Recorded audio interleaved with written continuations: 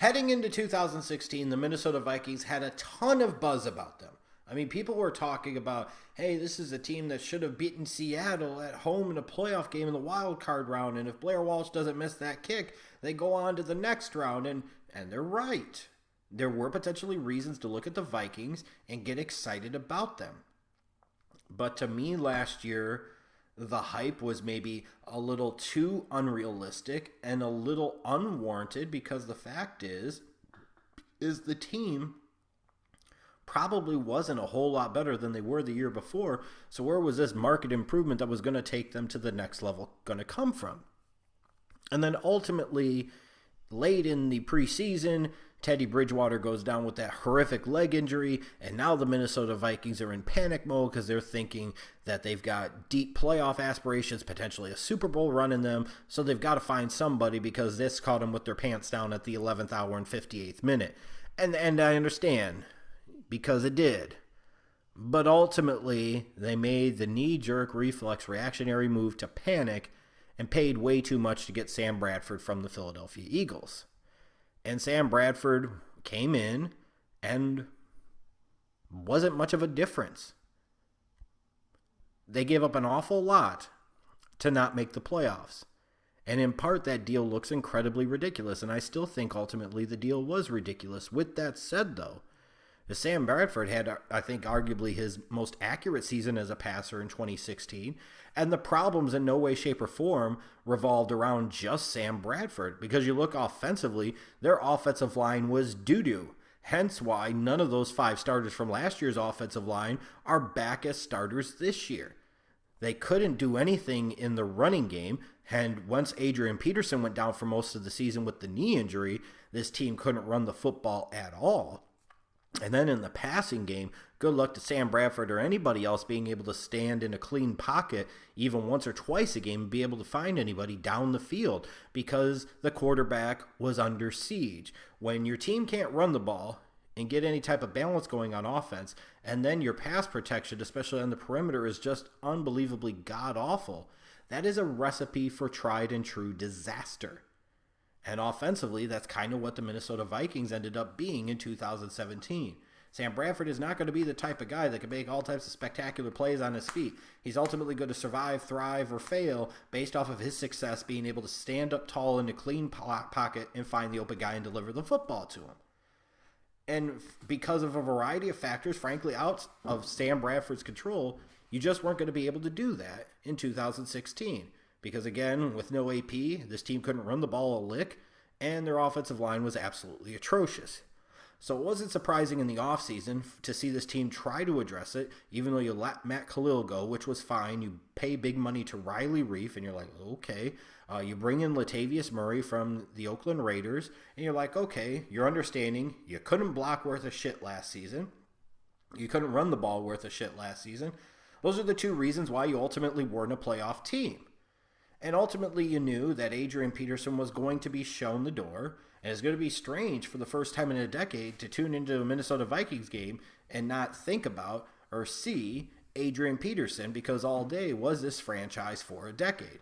And then in the 2017 NFL Draft, you continue to see the emphasis without the first-round pick they gave up because of the Sam Bradford deal, to this team wanting to fix the running game and fix the pass protection. Spending that second-round pick on Dalvin Cook, which was an absolute godsend for this team.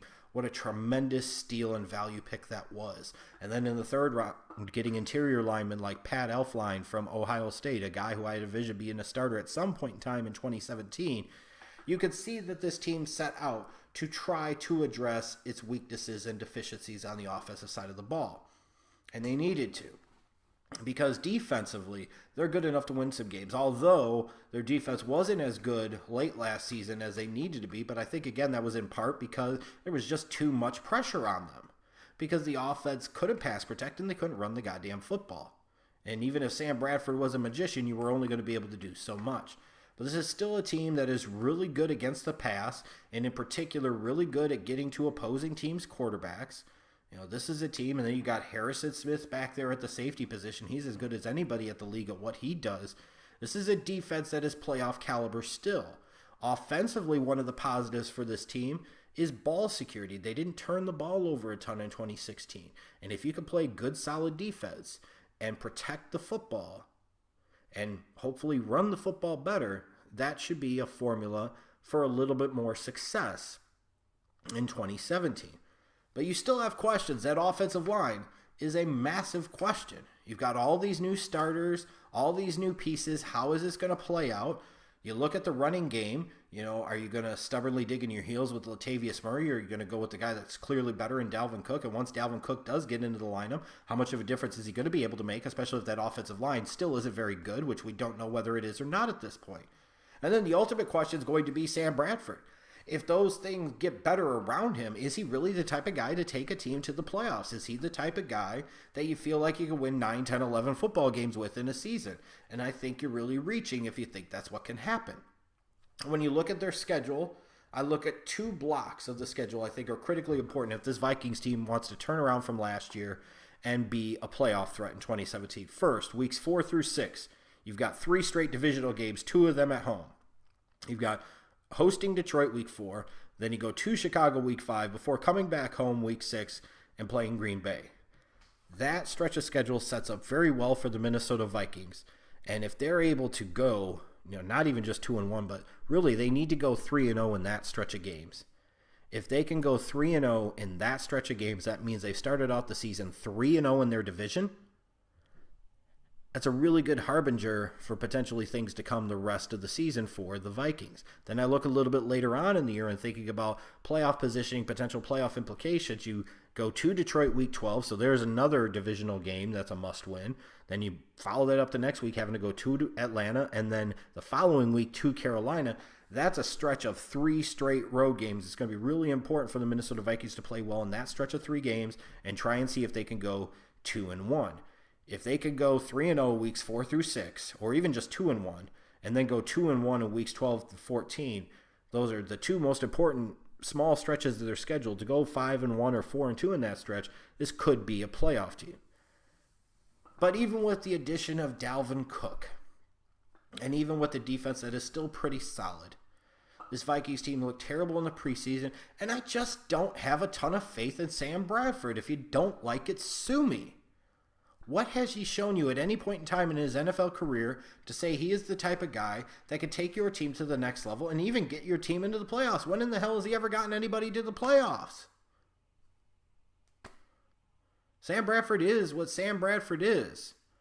And while you could argue, based off of the situation, it might have been his best season last year, this team still wasn't sniffing the playoffs. And I don't see where they've gotten a whole lot better this year. I think they've gotten a little better. We're going to really find out about that offensive line because that's a lot of what it's going to come down to, because I'm going to assume that Dalvin Cook is going to have a nice year once he's given the opportunities. Could be potentially a threat for Offensive Rookie of the Year. But I still think at best this is an 8-8 Vikings team. Even once they get Michael Floyd back from the 4-game DUI suspension. You've got Diggs and Michael Floyd and Thielen. Is that a receiving core that's going to put a lot of fear in a lot of people? Is this a team that's going to be able to make big explosive plays down the field at times when they're going to need to? I just don't think so. And I don't know if Mike Zimmer is going to be back in 2018. And if they don't make the playoffs this year, I don't know if he should be.